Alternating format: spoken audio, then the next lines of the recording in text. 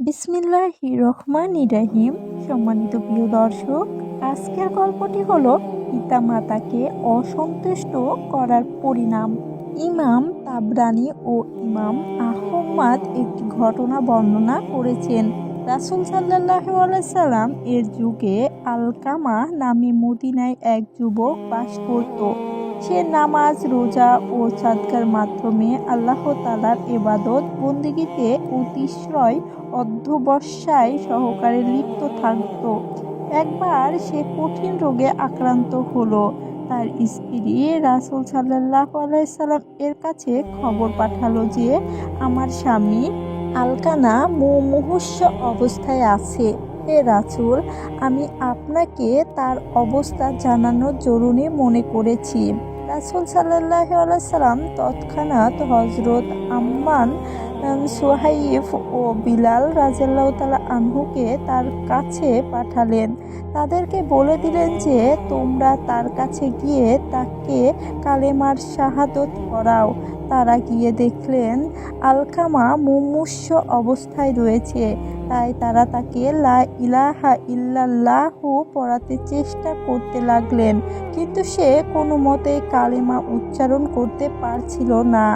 অজ্ঞত তারা রাসূল সাল্লাল্লাহু আলাইহি সাল্লামকে খবর পাঠালেন যে আলকামার মুখে কালেমা উচ্চারিত হচ্ছে না। যে ব্যক্তি এই সংবাদ নিয়ে গেছিলেন তার কাছে রাসূল সাল্লাল্লাহু আলাইহি সাল্লাম জিজ্ঞাসা করলেন, আলকামার পিতামাতার মধ্যে কেউ কি জীবিত আছে? সে বলল, হে রাসূল, তার কেবল বৃদ্ধা মা বেঁচে আছে। রাসূল সাল্লাল্লাহু আলাইহি সাল্লাম তৎক্ষণাৎ তাকে আলকামার মায়ের কাছে পাঠালেন এবং বললেন, তাকে গিয়ে বলো যে তুমি যদি রাসূল সাল্লাল্লাহু আলাইহি সাল্লাম এর কাছে যেতে পারো তবে চলো, নয়তো অপেক্ষা করো, তিনি তোমার সাথে সাক্ষাৎ করতে আসছেন। দূত আলকামার মায়ের কাছে উপস্থিত হয়ে রাসূল সাল্লাল্লাহু আলাইহি সাল্লামের যা বলেছিলেন তা জানালেন। আলকামার মা বললেন, রাসূল সাল্লাল্লাহু আলাইহি সাল্লামের জন্য আমার প্রাণ উৎসর্গ হোক, তার কাছে বরং আমি যাব। বৃদ্ধা লাঠি ভর দিয়ে রাসূল সাল্লাল্লাহু আলাইহি সাল্লামের কাছে এসে সালাম করলেন। রাসূল সাল্লাল্লাহু আলাইহি সাল্লাম সালামের জবাব দিয়ে বললেন, ও হে আলকামার মা, আমাকে আপনি সত্য কথা বলবেন, আর যদি মিথ্যা বলেন তবে আল্লাহর কাছ থেকে আমার কাছে ওহী আসবে। বলুন তো আপনার ছেলে আলকামার স্বভাব চরিত্র কেমন ছিল?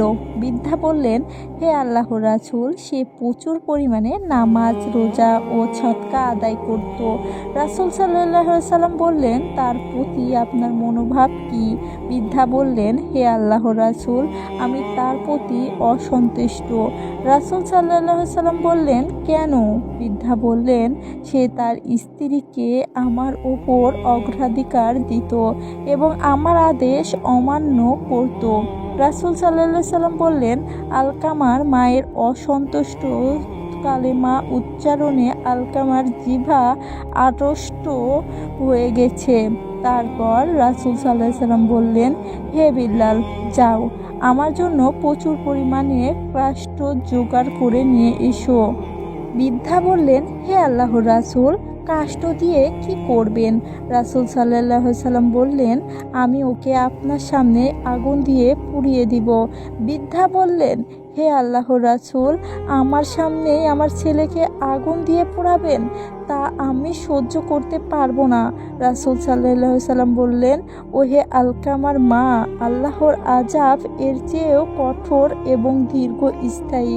এখন আপনি যদি চান যে আল্লাহ আপনার ছেলেকে মাফ করে দিক, তাহলে তাকে আপনি মাফ করে দিন এবং তার ওপর সন্তুষ্ট হয়ে যান, নয়তো যে আল্লাহর হাতে আমার প্রাণ, তার কসম, যতক্ষণ আপনি তার ওপর অসন্তুষ্ট থাকবেন ততক্ষণ নামাজ, রোজা ও সদকা দিয়ে আলকামার কোনো লাভ হবে না। এই কথা শুনে আলকামার মা বললেন, হে আল্লাহর রাসূল, আমি আল্লাহকে আল্লাহর ফেরেশতাদেরকে এবং এখানে যে সকল মুসলমান উপস্থিত তাদের সকলকে সাক্ষী রেখে বলছি যে আমি আমার ছেলে আলকামার ওপর সন্তুষ্ট হয়ে গিয়েছি। রাসূল সাল্লাল্লাহু আলাইহি সাল্লাম বললেন, ও হে বিল্লাল, এবার আলকামার কাছে যাও, দেখো সে লা ইলাহা ইল্লাল্লাহু বলতে পারে কিনা। কেননা আমার মনে হয় আলকামার মা আমার কাছে কোনো লাজ লজ্জা না রেখে যথাযথ কথাই বলেছে। হযরত বিল্লাল রাদিয়াল্লাহু তাআলা আনহু তৎক্ষণাৎ গেলেন। শুনতে পেলেন ঘরের ভেতর থেকে আলকামার উচ্চস্বরে উচ্চারণ করছে, লা ইলাহা ইল্লাল্লাহু।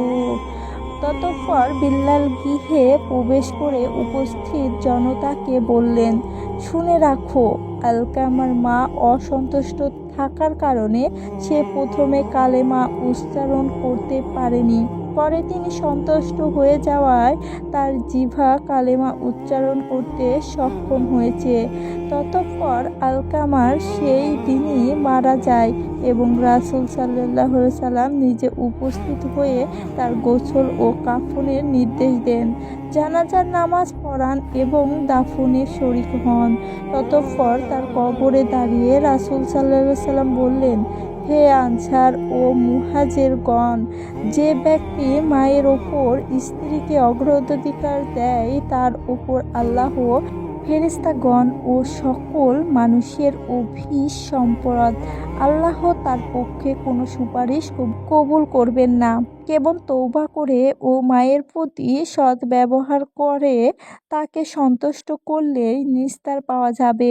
মনে রাখবেন, মায়ের সন্তুষ্টতেই আল্লাহ সন্তুষ্ট এবং মায়ের অসন্তুষ্টতেই আল্লাহ অসন্তুষ্ট। সম্মানিত প্রিয় দর্শক, আজকের গল্পটি কেমন লাগলো অবশ্যই কমেন্ট করে জানাবেন। সবাই ভালো থাকবেন, সুস্থ থাকবেন। আজকে এ পর্যন্তই। আল্লাহ হাফিজ। আসসালামু আলাইকুম।